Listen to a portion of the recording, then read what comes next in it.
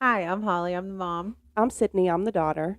And today we're talking about Death in Apartment 603, what happened to Ellen Greenburg on Hulu.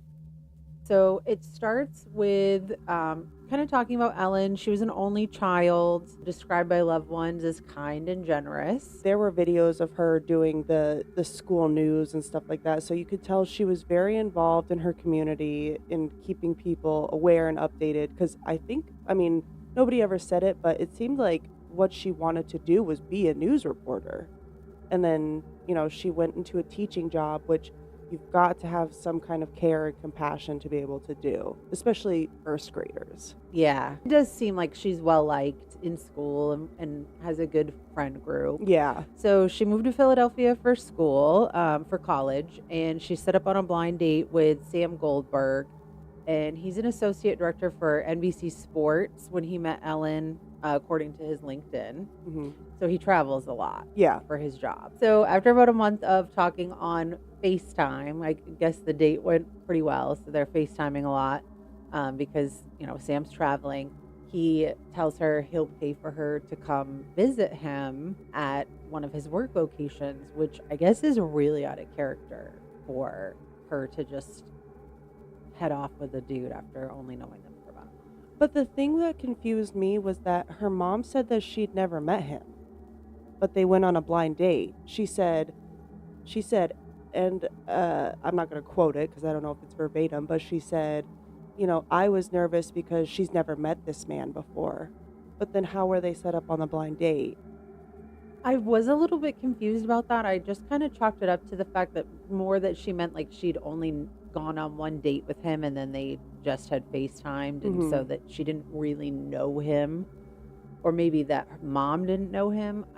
It was a little It confusing because I was. thought maybe they didn't actually go on the date. Maybe they just Ended up FaceTiming this entire time. right, and then they were like, "Well, we don't know when we're actually going to be able to meet up, so fly to South Carolina and hang out with me." Like, Yeah. I don't It know. was very odd, like how it was put. Yeah, obviously things go great. 3 years later, Sam proposes, Hmm.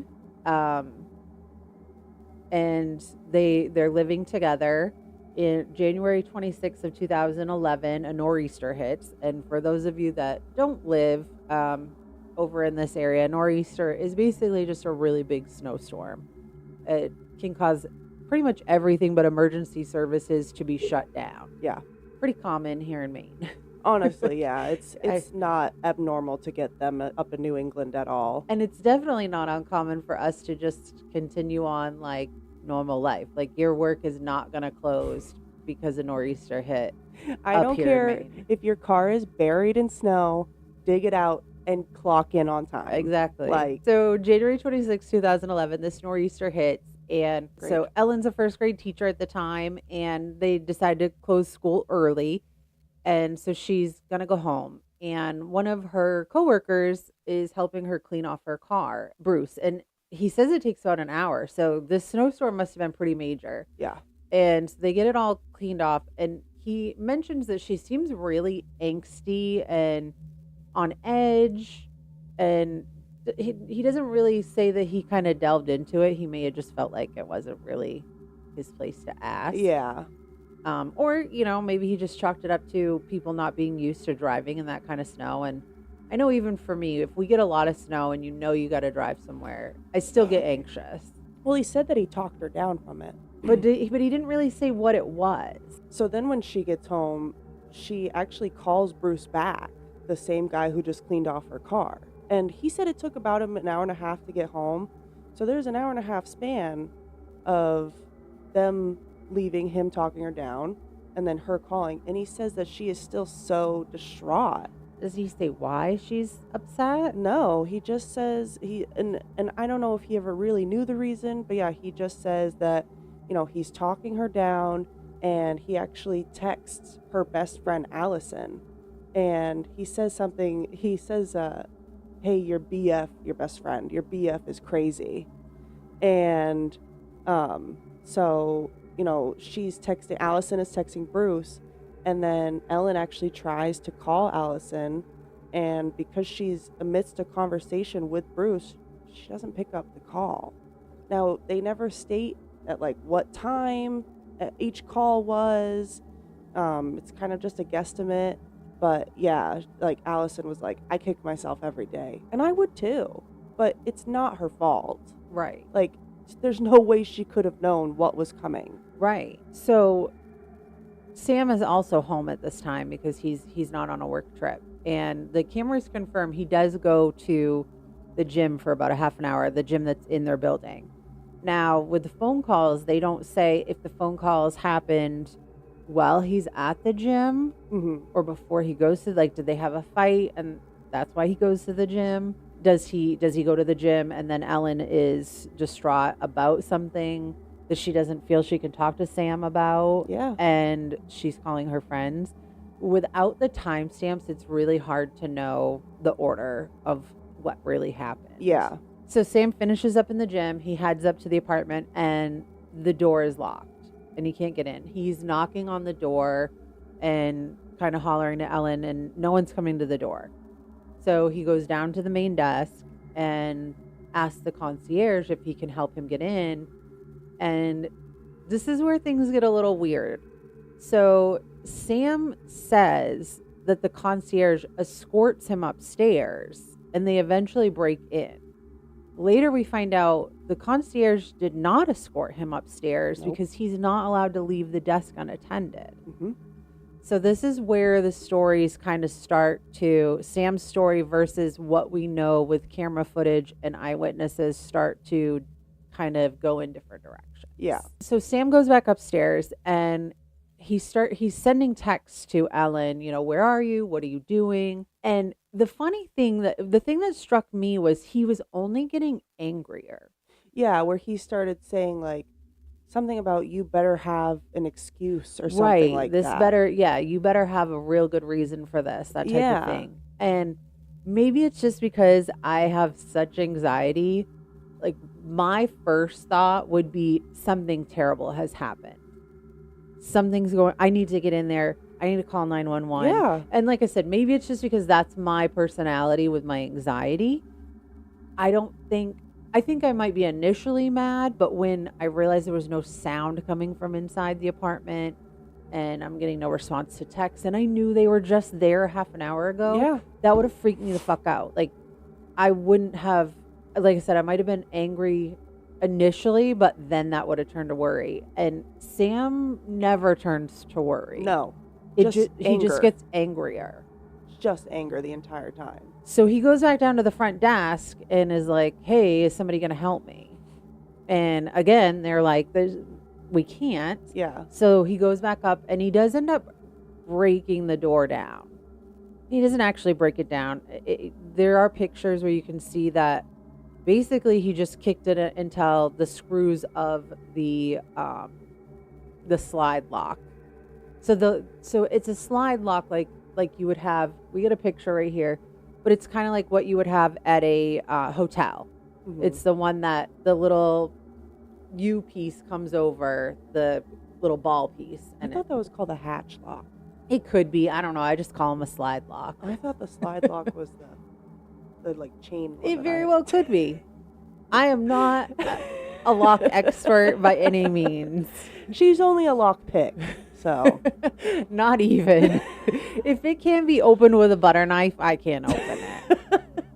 So, but yeah. So anyway, the lock is the kind like you would see at a hotel as kind of an extra measure. Yeah.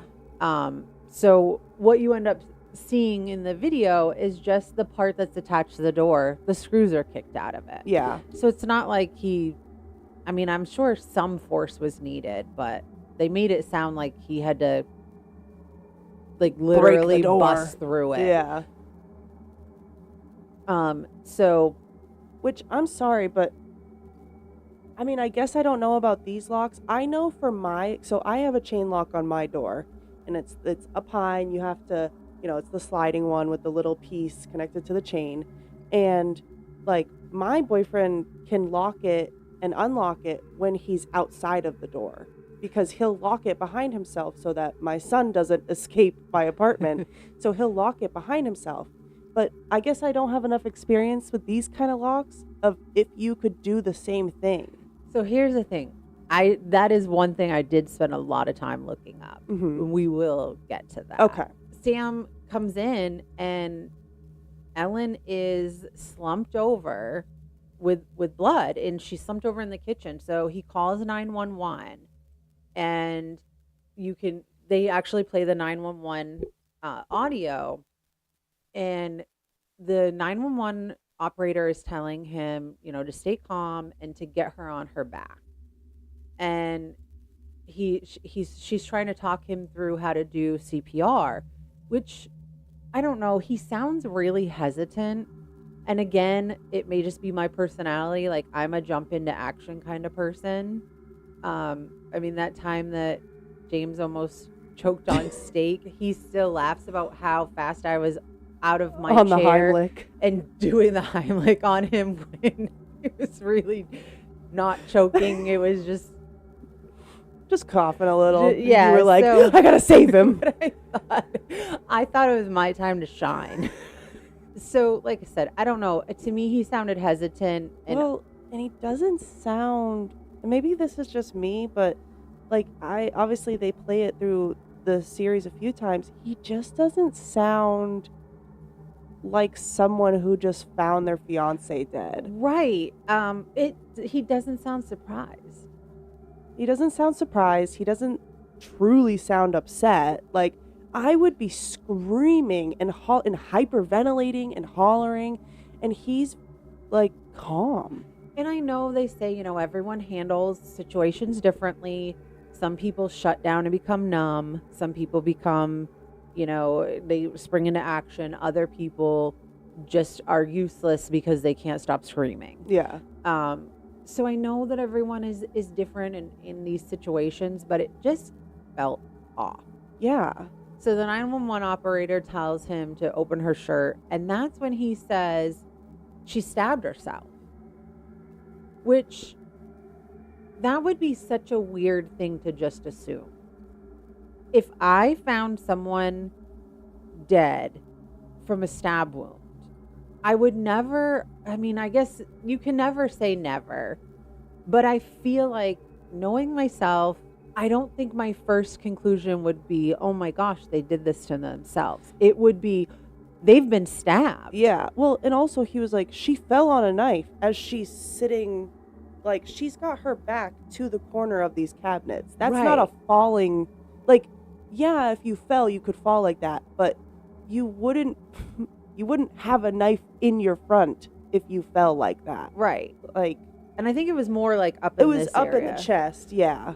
But still, I don't know. Like I said, to me, just the whole, she stabbed herself. That's a really weird conclusion to come to. Yes. When we've heard a lot of 911 calls, and I've never heard anyone say that someone did damage to themselves. It's always been, oh my God, they've been shot. Oh my God, they've been stabbed. Yeah. They're bleeding from somewhere. I don't know where it's coming from, but it's I've never heard anyone say that someone stabbed herself. Yeah. Like, I have heard they've shot themselves, but that's usually because someone's holding the gun and it's clearly a suicide case. The 911 operator tells him to open Ellen's shirt, and he goes, it's a zipper. Okay. Right. You don't know it. You don't know how to use a zipper? Right. It's not that hard. I can't get it off. It's a zipper. Okay. And even when a zipper is, because like, obviously by then he's been gone for half an hour, and maybe some blood could have dried then, but even if there's wet or dry blood in there, I don't think that would disrupt opening a zipper. Right. Yeah. Well, and if you think that she's like, even if you're concerned about preserving the scene, if you think she's killed herself, so what does it matter? Exactly. So the police end up arriving, and Sam mentions to the officers that Ellen's been struggling with her mental health. And immediately the police are like, okay, this is a suicide.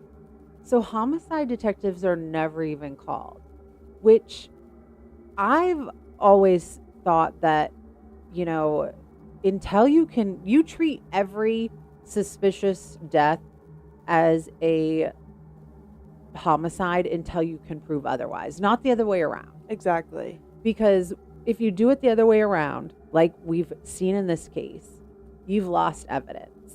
Yes. They didn't even take many pictures of the crime scene. There's very few pictures of the crime scene. Of her body. Right, even of her body. And, if they had called in homicide, they would have done a thorough investigation and there wouldn't be questions later. There still may be, but I think they would have been able to succinctly say one way or another. Yes, we believe this to be a homicide. Yes, we believe this to be a suicide. Yeah. But this leaves so many open doors because a investigation was just not thorough. It's not, because it's not like, it's not like they walked in and she had hung herself, or she clearly, had a gun in her hand and a bullet through the side of her skull. She was stabbed in the chest. How is that just a normal suicide? Right. Like, that's not how people do it. Like, if they would do it with a sharp object, they're going to be, cutting their wrists and letting themselves bleed out. Well, and statistically, women are more likely, when they kill themselves, to slit their wrists or like the femoral artery in their thigh, or poison themselves or overdose. Yeah. Not necessarily poison, but overdose. I didn't do the research, but I highly doubt there's many cases of women stabbing themselves.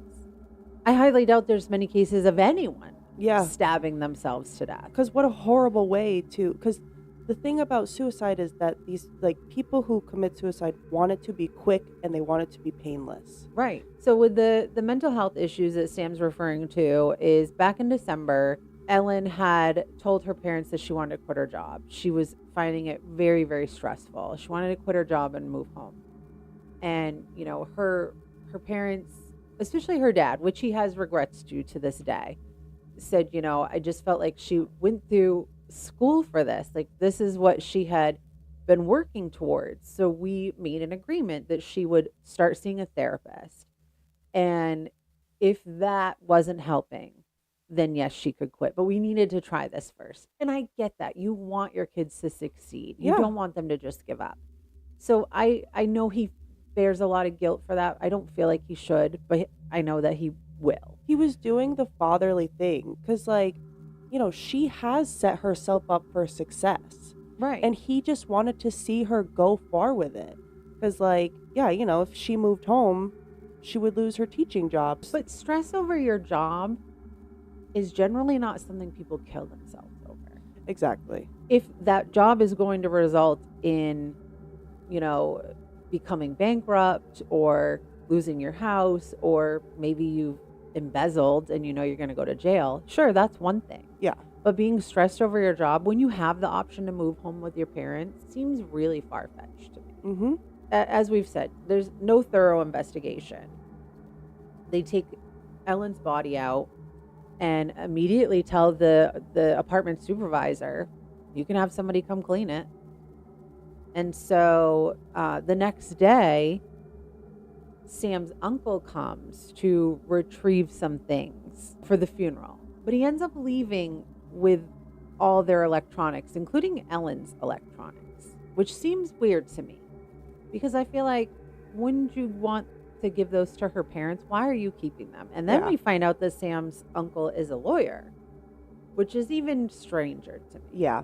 This is just not adding up for me. This all seems very suspicious. It's very, like, just all of the side components that come into it is just, it doesn't make sense. Right. I mean, like I said, I can only say what I think I would do in these situations. But I have been to people's homes that have passed away and helped collect things. My thoughts are always, this needs to go to so-and-so. This needs to go to so-and-so. It's never, I'm going to just take all their electronics and keep them. Since her death was ruled as a suicide, there was no chain of custody when it came to her electronics. Because obviously they're not going to be doing an investigation. So her electronics could just go to whoever. Right. And that becomes a problem later, which, Dr. D. Michelle Dupree, who's a forensic pathologist, and she used to be a former medical examiner, states, this is one of the many mistakes that was made, because you've broken the chain of custody, which means that anything you do or don't find doesn't matter. because someone could wipe something from her laptop. Someone could add searches to her phone. Yeah.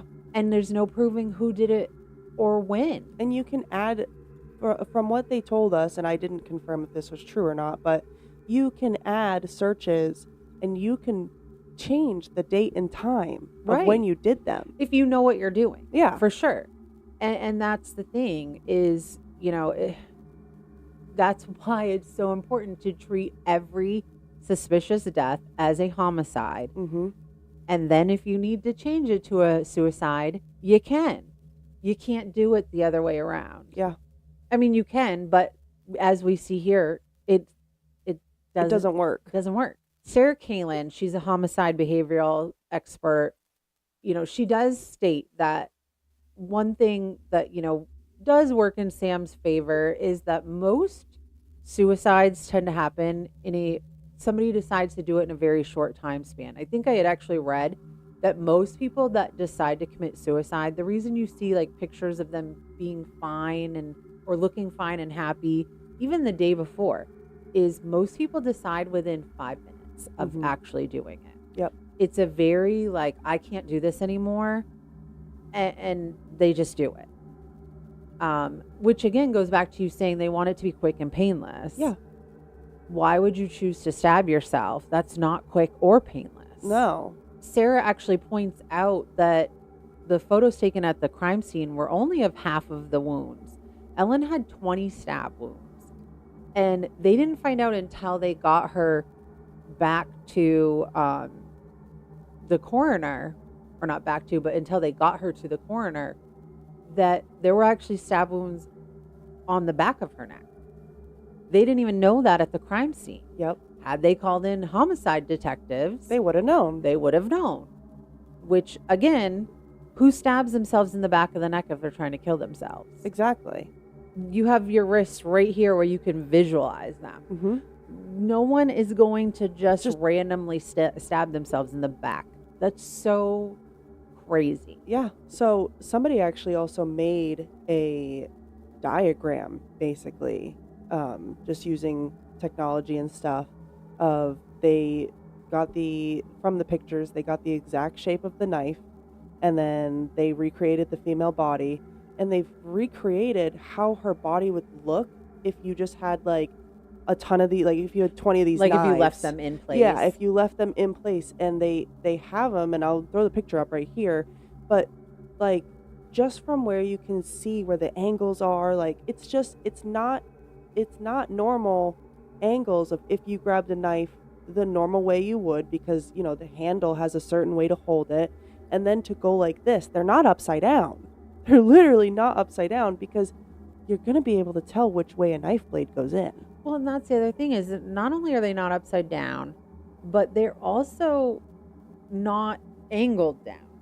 They are more straight on. Yeah, they're not like, because you would have it up. Right. Even if you're stabbing yourself in the back of the neck, you're going to have it at a tilted angle. Yes. You can't come dead on. And even you can, but you're not going to get any pressure. Like just knocking myself on the back of the head, it's hard to get any kind of pressure. But yeah, I just like, especially, and I got this picture off the NY Post, and like when I saw it, my jaw dropped. I was so stunned at it. It is definitely like, you look at it and it's jaw dropping. It is. It really puts into perspective her wounds and how very little sense suicide makes. Exactly. It's not making sense to, this forensic pathologist. It's not making sense to the homicide behavioral expert that she killed herself.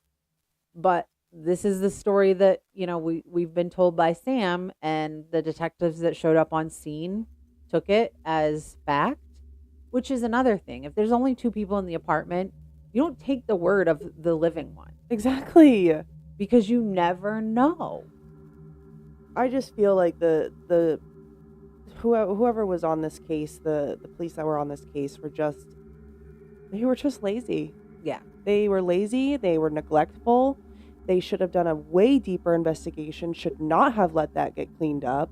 Well, and I think, too, something that plays into it that a lot of people don't think about is they were a They were living in a well-to-do neighborhood in a nice apartment complex. I think that police just don't think that murders happen in those types of situations. Or they Well, do, but they have to be much more obvious. especially because in the town that they lived in, Manayuk, there was no the crime was low. Like Because in it was a nice neighborhood. yeah, like Philadelphia, the crime was high in 2011, but in this little neighborhood, even one of the officers that's been on this case, she was like, I think in all my years I've had one homicide in this town because it's nice, it's secluded, people get along, whatever. People have money. People have money. Dr. D. Michelle Dupree states that she's actually never seen a suicide where there are wounds on the back of the neck. And she was a former medical examiner, so she has to have seen quite a few suicides. Yeah. She also notes that the photos show a hemorrhage of the strap muscle, but she does say that is indicative of manual strangulation. But the autopsy reports no injuries to the neck, which she found very bizarre because she can see it in the photo. But if you can literally see it and don't report, like, I just don't understand. Like, whoever was doing the report on her body had some in with somebody. And there are stories of, I think I told you about one that it still bothers me to this day. A medical examiner, or maybe he was a coroner, I can't remember, because there is a difference between the two. Yeah. Where this girl was found dead on the reservation. She was a Native American, and she was found naked and wrapped in plastic in somebody's backyard, and her death was ruled alcohol poisoning. Dr. Marlon Osborne, who is the medical examiner, the head medical examiner, after they present him these facts, he ends up changing it to a homicide. Yeah. Which, again, like we've said, now you're behind the 8 ball because you don't have the photos and the investigation to back up what you would need to convict someone of a homicide. I mean, it didn't get treated as a crime scene because, police, obviously they ruled it as a suicide. They told the manager of the Venice Lofts that they could go in and clean up. So she hired not just any people to clean, a crime cleanup crew who professionally cleaned everything. Right. And so there was no protection of the crime scene. Nothing was blocked off. Obviously, it's just people removed things. People from the removed crime things. scene. Like, it's just and accurate photos weren't taken. Yes. It was very few photos. So Dr. Osborne goes ahead and rules it as a homicide, and they don't even notify the family. The family is actually at the funeral when someone who sees it on the news tells the family. They told Debbie, Ellen's cousin, who then, and I'm sure this isn't how she meant it. I don't think it was malicious at all, but she then leaned forward to Ellen's father, who was about to go up and give her eulogy, and told him. And I'm just like, I understand that you want to tell him, but I don't know if I would have told him right before the eulogy. I can see both sides, though, because, if you think that your child has killed themselves, that's so devastating. And homicide is too, but for different reasons. And it does change the eulogy, I feel like. That is true, because, his eulogy could have consisted of, she took her own life too soon and stuff like that, Right. So I didn't get the date that Dr. Osborne changed it to a homicide. But then on March 10th, 2011, the medical examiner office publicly declares that this is a suicide. Because so far, they've not been able to scrape up any evidence to the homicide ruling. Which, of course, they can't because, again, it was not treated as a homicide. Which I think is just so unfair, because just because you don't have the crime scene evidence doesn't mean that you should just change it.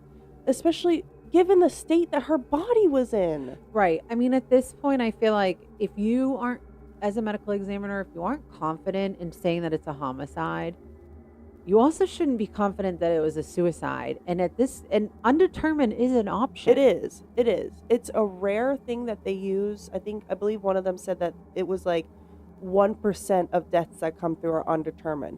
But it is an option that you are able to use until you figure it out. You don't need to make it a statement right now. Right. And the fact that they absolutely refuse to go the undetermined route just perplexes me. Along with everything else about this case, which again ties back to Sam's uncle being a lawyer. Do people know the right people? Is that what's happening here? Thomas Brennan is a private investigator and a former Pennsylvania state trooper. And he's hired by Sandy and Josh Greenburg, Ellen's parents, because they just don't feel like this is a suicide. Even in the beginning, they had their questions, but they were kind of accepting it for it being a suicide. But then they started to have more questions. So now they've hired themselves a private investigator. And the first thing that Tom notices in the crime scene photos is that Ellen has blood coming down the side of her face. Yeah, going from nose to ear.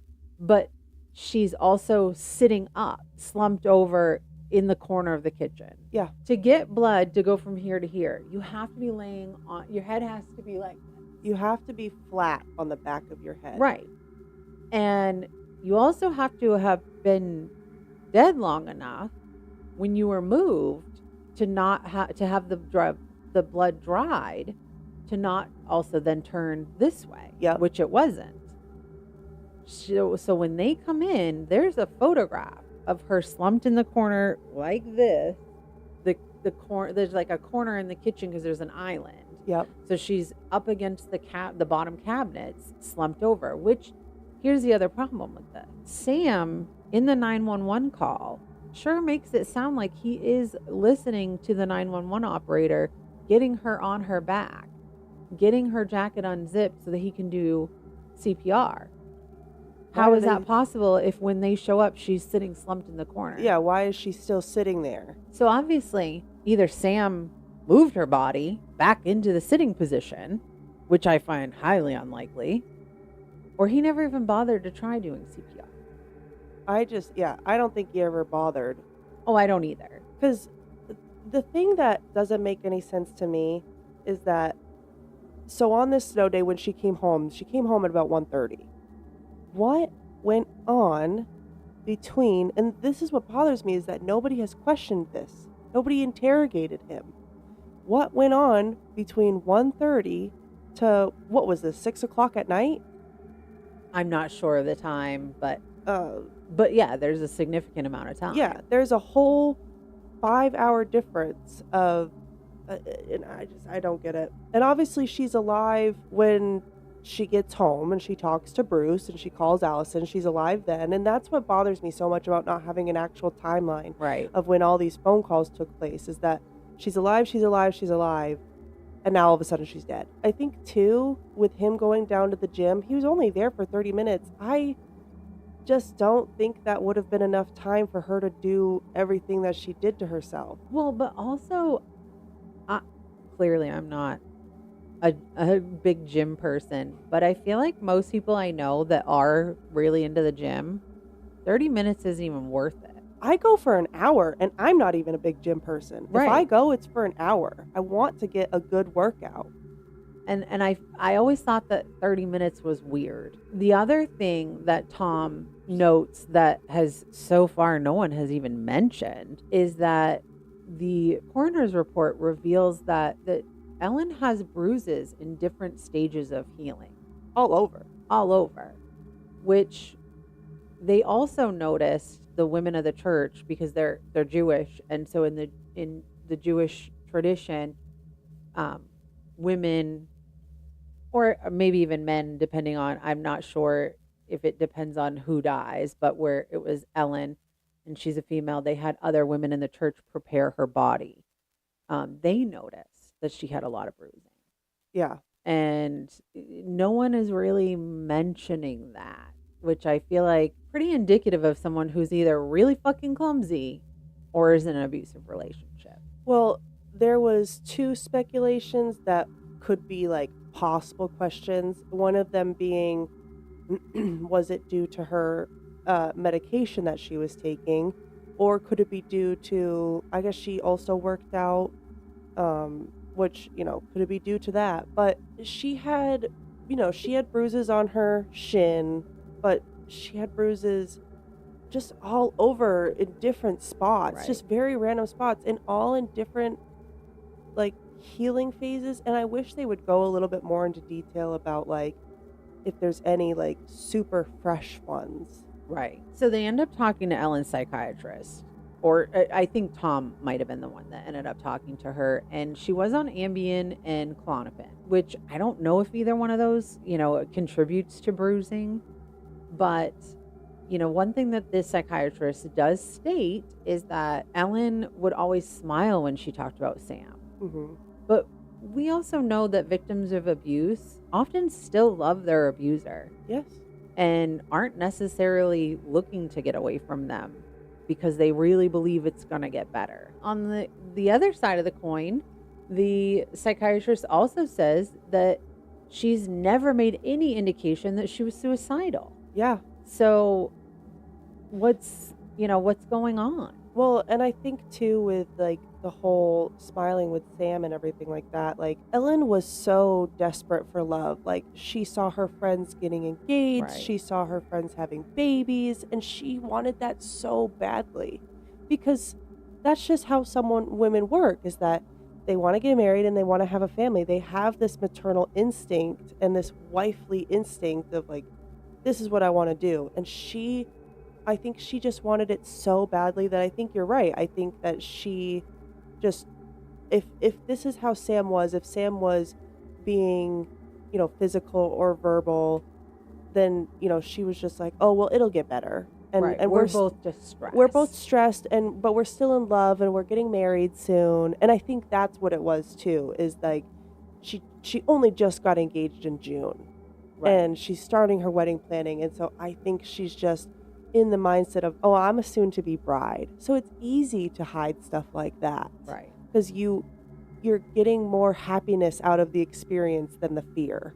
Right. And we don't know, if she was being abused, was this early into it? Mm-hmm. Because, as we know, abuse only escalates. And in the beginning, it's very easy to believe that this is due to stress or a temporary situation. Yeah. It's going to get better. They're going to change. It's very easy for people to believe that. And it's very easy for people to convince their victims of that. There's a lot of people that turn on the tears and their significant other is like, okay, they didn't mean to hurt me. Yeah. Oh, yeah. They do love me because they feel bad. They're crying. They obviously feel bad about what they did. Something that really stuck out to me was that at one point, Ellen is texting Sam about, she hates her job. She hates every minute of work. And like, I get it. She did not like her job. And he texts her back and he says, get it together and do it, or focus on finding something else to do. And I don't know, maybe I'm just reading that in a really mean tone, but then she goes, I know, I'm sorry, making her feel like an asshole. Like, that's so awful. Like, she's already complaining to you because she hates her job, and now you're just making her feel worse. Well, and that's another tactic that, perpetrators tend to use with their victims, abusive partners.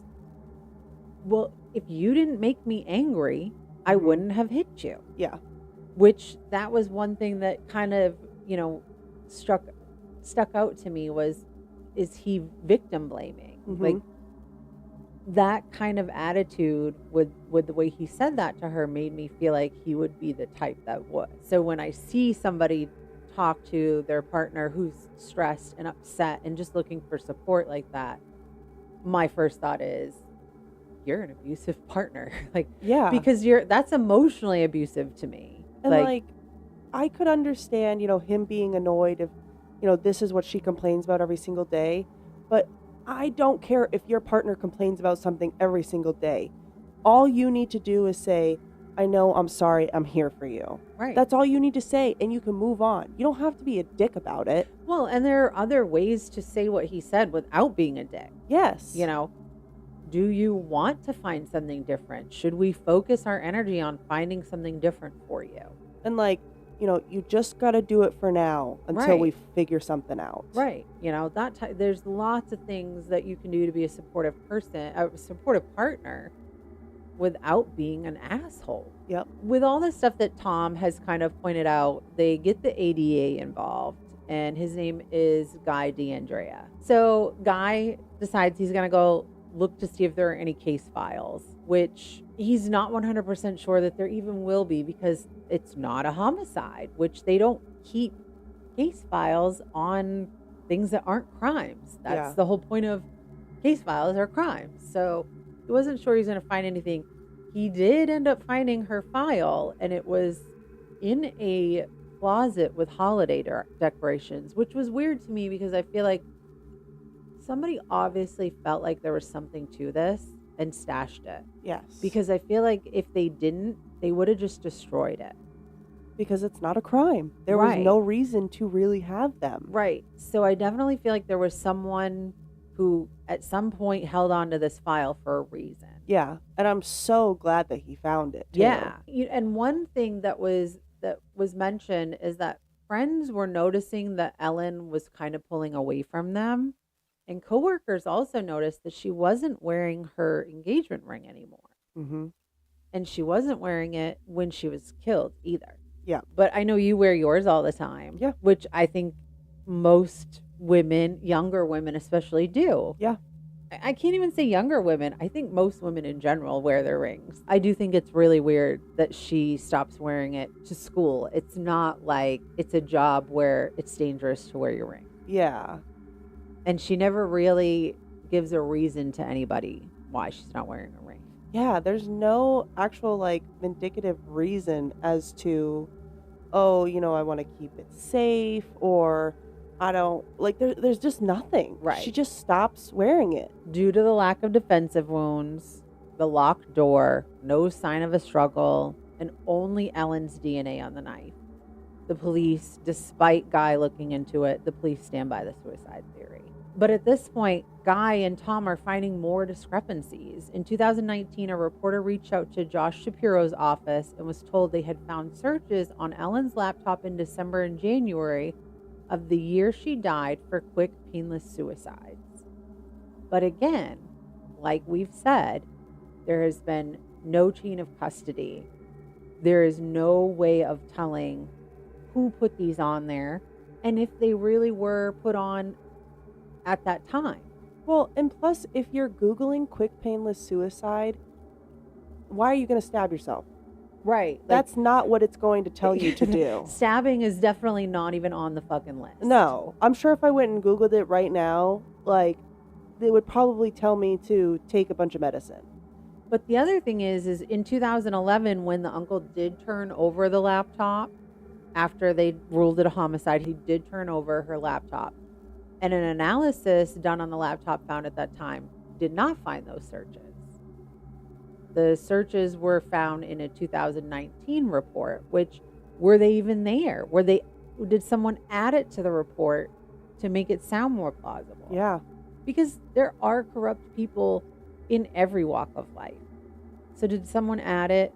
Did someone add it to the laptop at some point after, again, it was ruled a suicide and the electronics were released?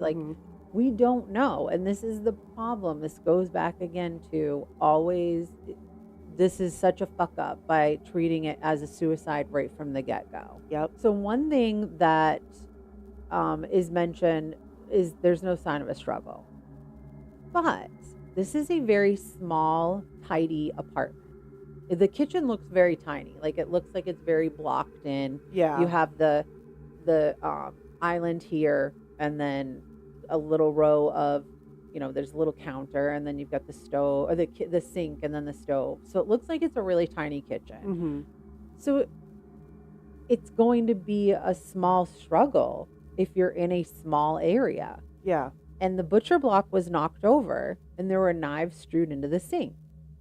And if you are someone that doesn't keep a lot of things on your counter, decorative things, there wouldn't really be much to show a sign of a struggle in a kitchen. I did think it was odd because there was no, because she had like blueberries out in a little colander at the time, and they were right next to the knife block and they hadn't been knocked over. It almost feels as though like someone grabbed a knife and then pulled the knife block onto its side. It doesn't feel like she was reaching back towards anything.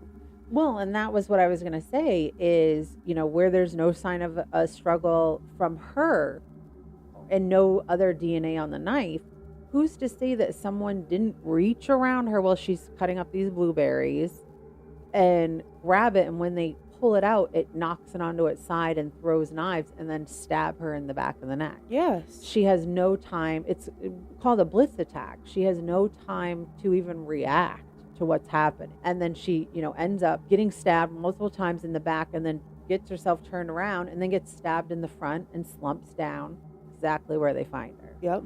To me, that sounds way more plausible than the suicide that we're trying to, that they're trying to force feed us. And then as far as the locked door, there are so many videos on YouTube on how to unlock the doors. Now, couldn't find any on how to lock them from the outside or lock them behind you, but that doesn't mean it can't be done. It just means no one's taken the time to make a video, because who the hell is trying to lock one behind them? Exactly. If you can open it from the outside, you can close it. Yeah, I definitely feel like it's something that could be reverse engineered. Oh, definitely. For sure. It can't be that hard. So the Greenberg's lawyer, they also hire a lawyer in on top of hiring Tom. Joe is to really help get things pushed through, because the police just don't want to hear any other stories about how this is not a suicide. Mm-hmm. So Joe requests the video footage from the apartment of the day of Ellen's death, and the police deny having any footage. So Joe threatens them with a lawsuit that will basically make them prove that they don't have it, they never have. Then all of a sudden, they do have it. All of a sudden, it just popped out of the air. All of a sudden, they're like, that one. That video. Yeah, we have that. Mm-hmm. So they hand that over to Joe. So in the medical examiner report, as we already said, Sam claimed that the concierge goes up to the apartment with him. And we see in the video for the first time that that's not true. Yeah. That Sam does this all by himself. So again, they just took his word for it. And what's crazy to me is, did they not review? They had the footage. Did they not review it to see that the eyewitness's statement doesn't match the footage? Well, or do they just not care? And also, if he told them that he had to break down his door, why would that even make sense that the concierge was with him? Right. How would that even make any sense? But yeah, the concierge says he was not up there. He never saw the scene. He didn't know about, what was really going on, honestly.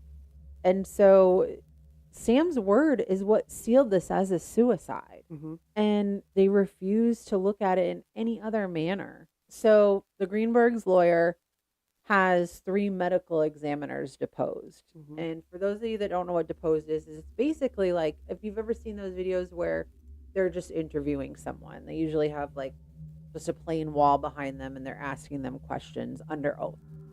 And it's usually a way to get information which would kind of lead up to a case in court. Yeah. So he deposes these 3 medical examiners, and one of them is Dr. Osborne, who has changed from a suicide to a homicide back to a suicide. Yep. So shortly before they are to go in and give their deposition, the DA's office calls them shortly before they're supposed to go in and be deposed.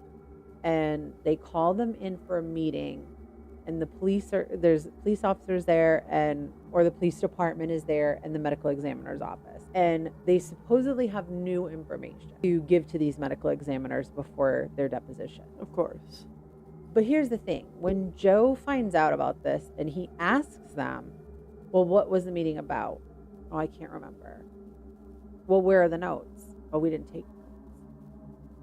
That's not normal. Like, there should always be notes taken in meetings like this. Yes, this is huge. Yeah, but even things that aren't huge in today's world, it's really normal for, I mean, heck, even in a medical office, the front desks having meeting, the front office having a meeting, there's notes that somebody takes, and then later everyone gets an email saying, here's the minutes from this month's meeting. Yeah. When I owned the bridal shop, we would do that. Someone would take notes and we would put it into our Facebook page so everyone could look back at it later, just in case anybody forgot anything we had discussed or any changes we made. Yeah. So I find it really hard to believe that the DA's office, the police department, and the medical examiner's office all come together for this very important meeting that has to happen before depositions, and no notes are taken. And especially because Joe starts asking Dr. Osborne, why was there no notes? And his only answer was, I didn't take notes. Right. Someone had to have. And the fact that nobody did is insane. And not even notes, like it wasn't recorded either. No. Which, again, is suspicious. But after that meeting, Dr. Osborne had officially changed the cause of death back to suicide. Because remember, he had written it as a homicide. He had changed the cause of death. Even though the medical examiner's office publicly stated it was a suicide, Dr. Osborne had still not changed it back to a suicide as the cause of death. So it still had remained a homicide this whole time. Yep. But after this meeting, all of a sudden he's willing to change it back to a suicide. Which it's like, who talked to him? Right. What did they say? And he can't remember anything they talked about. Because suddenly his memory is just faded. And that's what I love about Joe, the lawyer. Joe's like, bull fucking shit. So here's what's going to happen. We're going to sue you for lying under oath. Mm-hmm. And so Dr. Osborne gets a lawyer, and his lawyer calls Joe and says, well, how can we avoid this happening? Yeah. And Joe says, if Dr. Osborne wants to tell the truth, we'll take him out of this equation. And wouldn't you know it, Dr. Osborne tells the truth and states that he believes the cause of death to be a homicide. So he doesn't go into detail about what the truth really is. Yeah. And I'm assuming that's because Joe is still working this case. Like he's not, the parents are not letting go, and Joe is not letting go. And as this is being filmed, they're actually getting prepared to go back to court. So I'm assuming that's why Joe doesn't give further details, but he does say that Dr. Osborne does admit that he believes this should still be ruled a homicide.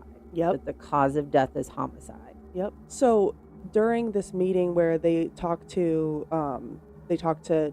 Marlon Osborne, they also talk to another medical examiner that she hadn't been there during the death of Ellen, but she came on later and she had reviewed all the notes, and her name is Dr. Lindsay Emery. So, she has looked over all of the notes. She's looked over the photos, including the autopsy photos. And in the autopsy, there is a huge gash on the back of her neck, or like the back of like where her spine would be. And she has 3 conclusions, and one of them being that she could have severed this herself, and she could sever it in a way that she would make herself numb but not paralyzed, so that all these stabbings. But to do that, I feel you have to be so precise. I mean, it would, on paper, it would seem that way, but think about how many freak accidents happen where just the right thing happens at the right time. That is true. But then one of her other conclusions was that this injury was post-mortem. She thinks that gash was caused after her death because there was really no hemorrhaging around the injury. And so, Joe asked her, so you think that this could have happened after she died? And she kind of stops, and she's just like, yes, that could be a possibility. Right. Like, I think there's so much more that she wants to say, but she just can't. Right. And I think that's why she goes into detail about what she thinks the possibilities could be instead of just sticking with the story that higher ups want her to stick with. Exactly. After after Joe really kind of digs his teeth in with this meeting and how it just doesn't make sense that there's no evidence of it even happening other than the Emmys that have been deposed saying that it happened. Mm-hmm. The city agrees to reopen the case. So the documentary ends before the city makes her ruling, but they have ruled on it. On October 21st of this year, her case was again ruled a suicide. And what's crazy to me is when they reached out to Sam for a comment or to see if he wanted to participate in the documentary, he declined. And all he would say for comment was there needs to be more awareness around mental health.